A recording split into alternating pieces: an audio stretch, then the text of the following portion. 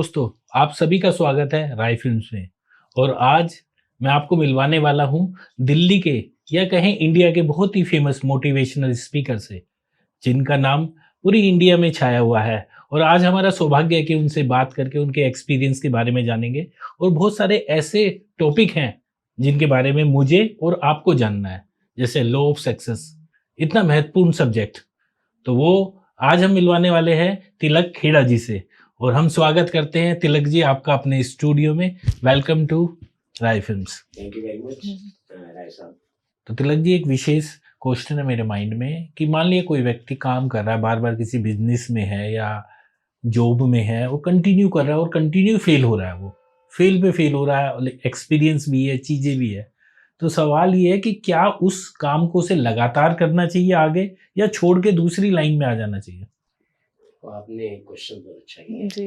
अच्छा क्वेश्चन। अच्छा लेकिन मैं एक चीज कहूँगा, जी देखो इस जिंदगी के अंदर जो हमारे साथ प्रॉब्लम्स आती हैं, बहुत गहरी बात है। जी जी जो मेरे साथ प्रॉब्लम आ रही है, all for all the things जी जी we are our self responsible. याद रखना। ओके। आपने बिजनेस किया है, जी जी आप एक बार उसके अंदर फेल हो गए, दूसरी बार भी आपको दिक्कत आई, तीसरी बार भी दिक्कत हाँ आई। हाँ अगर आप उसे छोड़ के नए में जाएंगे तो हो सकता है नए के अंदर भी यही चीज रिपीट हो, फिर वो ओके चला गया, फिर आप उसको देखेंगे।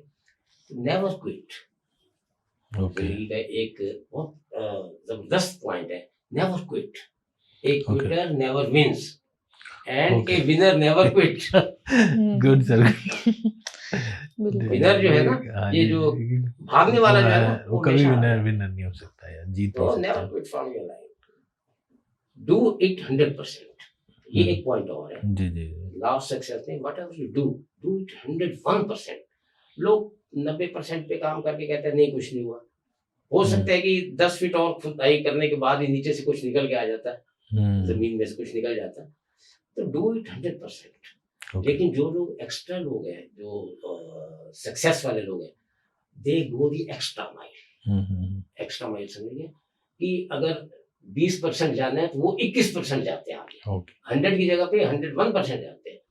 तो लगे रहो अपने काम के अंदर, सक्सेस मिल जाती है। 10 बार किया, 20 बार किया, लेकिन छोड़ना चाहिए मेरे हिसाब से। बाकी जो ये मेरा अपना, नहीं नहीं सर, बिल्कुल क्योंकि सही। आप जितने बार आपको वहां से क्विट करेंगे, आपको तजुर्बा बहुत मिलेगा, एक्सपीरियंस आपको बहुत मिलेगा। रिजेक्शन आपको एक पिलर बेस नहीं, बनेगा। आपके अंदर नॉलेज बढ़ेगी। और नॉलेज मैंने सबसे पहले बताया, knowledge is the main thing. जितनी आपको नॉलेज होगी, आप उसे अप्लाई करेंगे, you will get success. Sir, but आप जो ये बात कह रहे हैं कि हमें 101% देना चाहिए अपना, बट कुछ लोग ऐसे भी तो होते हैं ना कि जो लोग दूसरों की बातें सुनते हैं और वो हार मान के बैठ जाते हैं, जो सोचते हैं कि मेरे घर वाले ये कह रहे हैं, मेरे फ्रेंड्स ऐसा कह रहे हैं, तो उनकी बातों से कैसे हम हावी होने से बचें अपने ऊपर, मतलब हम ओवरकम कैसे कर सकते हैं? देखो, अब मैं इस चीज के बारे में तो इतना कहूंगा कि देखो, अगर आपके पास एक अच्छा एम है तो आपको करने, देखो पब्लिक जो है, अब लोगों की बात, एक शब्द आता है, जी जी आपको मैं बता दूं, द फियर ऑफ क्रिटिसिज्म। लोग क्या कहेंगे, हाँ सबसे बड़ी चीज जो इस समय मैंने जो नोट किया है, लोग क्या कहेंगे। लेट देम गो टू यार, लेट देम गो। हमें लोगों से क्या लेना देना। You have to make your own life, you have to make your own life.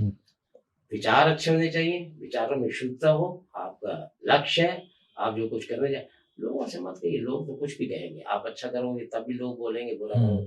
तो मैं तो आज से 25-30 साल पहले लिख दिया था कि there is no fear of criticism. लोग कहते हैं लेट देम, आपने आगे बढ़ना है, यू कीप गोइंग ऑन। आप अपने लक्ष्य की ओर बढ़ते जाइए, आपने जो करना है आप कीजिए, आपको सक्सेस मिलेगी। ये सबसे बड़ी चीज है। सर, आपकी एक अच्छी एज है, अच्छा एक्सपीरियंस है, एक अच्छे बिजनेसमैन है, एक मोटिवेशनल स्पीकर है, म्यूजिक इंडस्ट्री में आपका नाम है, इंस्ट्रूमेंटल बहुत अच्छे आप प्ले करते हैं। क्या इतनी सारी नॉलेज एक जगह पर हो सकती है? आसान रहता है? ऐसा कुछ नहीं है, प्रभु की देन है, हाँ, चल रहे थे। मैं तो ऊपर वाले पे विश्वास रखता हूँ और काम में ज्यादा बिजी रहता हूँ। मेरी लाइफ ऐसी है कि I am busy from early in the morning 6 to 1 at night. तो जो ऊपर वाले ने थोड़ा बहुत शौक रखा हुआ है तो मैं उसको अब करने के लिए देखो मतलब आज के टाइम में जो जितने स्टूडेंट्स हैं उनको आप मोटिवेशनल एज ए स्पीकर होने के नाते अलग अलग क्लासेस देते हैं। आपके टाइम के अनुसार ये नहीं कहना चाहिए, पर जितने भी सीनियर सिटीजन्स आपके साथ में हैं उनका काम है सुबह उठना और पार्क में जाके बैठ जाना और फिर वापस घर पे जाके अपना ऐसी चीज़ों में टाइम बिताना, टीवी देख लिया, ये देख लिया। तो आपका जो रूटीन है वो बिल्कुल इन सब से अलग है। वो किस तरह अपने आप को तैयार किया है कि आज भी आपका एक शेड्यूल बना रहता है कि मुझे पूरे दिन में ये काम करना है, दोपहर में ये काम करना है, इतने में नए बच्चों से मिलना है? मैं वही कह रहा हूँ कि आपने जैसा आप रूटीन बना लेंगे तो वही फोर्सेस जो है आपके उसी रूटीन में काम करेंगे। अब छोटा सा एग्जांपल देता हूँ। जी सर। आप सुबह सैर करने के लिए आते हैं, आज आपने बहुत हल्की सैर की, बहुत कदम आपके धीरे चले, आप कल गए थोड़ा सा, आप 10 दिन के बाद देखेंगे या 20 दिन के बाद देखेंगे आपकी चाल बहुत तेज हो गई है। तो आपने नहीं की वो चाल तेज, आपसे नहीं हुई है, वो फोर्सेस जो है वो आपके साथ अटैच हो गई है।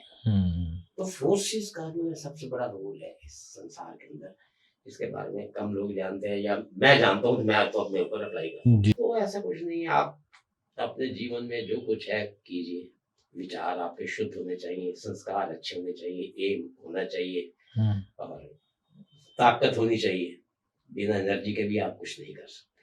Powerful, B powerful in your life. कुछ करना है ताकत चाहिए। बाकी ये है कि हर इंसान का अपना रूटीन, हम किसी के बारे में कुछ नहीं कह सकते कि कौन सो रहा है कौन उठ रहा है। हमने जो करना है, ऑलवेज थिंक अबाउट सेल्फ। अपने बारे में सोचो, अपने बारे में सबसे बड़ी सोचिए, अपने परिवार के बारे में सोचिए, उनको अच्छे संस्कार देने चाहिए।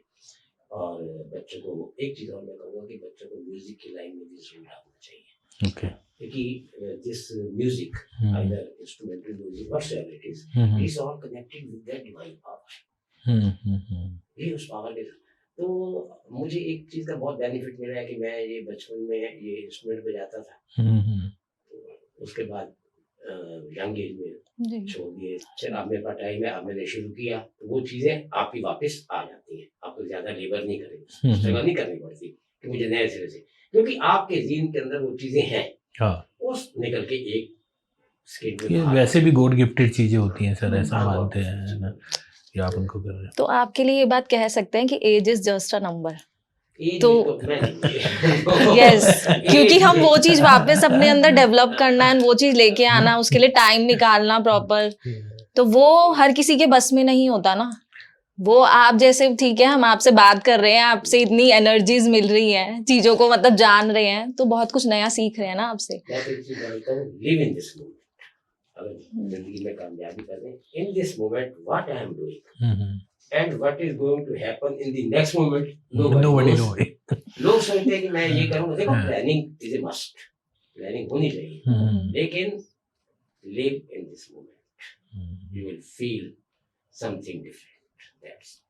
मैंने कुछ समय मैंने देवानंद जी को देखा था। मैं तो काफ़ी छोटा था, किसी शूट पे मैं गया था, तो शूट के बाद मैंने देखा कि कुछ समय के बाद वो ड्रेस चेंज करके डबिंग पे हैं। रात को वो बैडमिंटन खेल रहे हैं और बहुत करीबी उनके एक दोस्त थे जिन्होंने मुझे मिलवाया था। तो मैं उनको देख रहा हूँ कि ये व्यक्ति ना दिन देख रहा है ना रात देख रहा है, और ऐसे ही हम बहुत बार आपसे मिलते हैं और हमें इतनी खुशी होती है कि वो जो आपका टाइम है, मुझे बॉम्बे वाली बातें याद आ जाती हैं। तो बड़ा अच्छा लगा सर आपसे बात करके, और आज हमारी को होस्ट ज्योति ने भी हेलो बहुत सर। सारी अच्छी चीज़ें करी हैं, और जब भी मौका मिलेगा सर हम किसी ना किसी टॉपिक पे आपसे बात करते रहेंगे। Thank you very much. Thank you. God bless all. Thank you. परमात्मा सबको जो है शक्ति दे, जितनी यंग जनरेशन है शक्ति दे, और जी। जो उनके कुछ काम है हाँ। ऊपर वाले की कृपा से वो सब पूरे होने चाहिए। Thank you.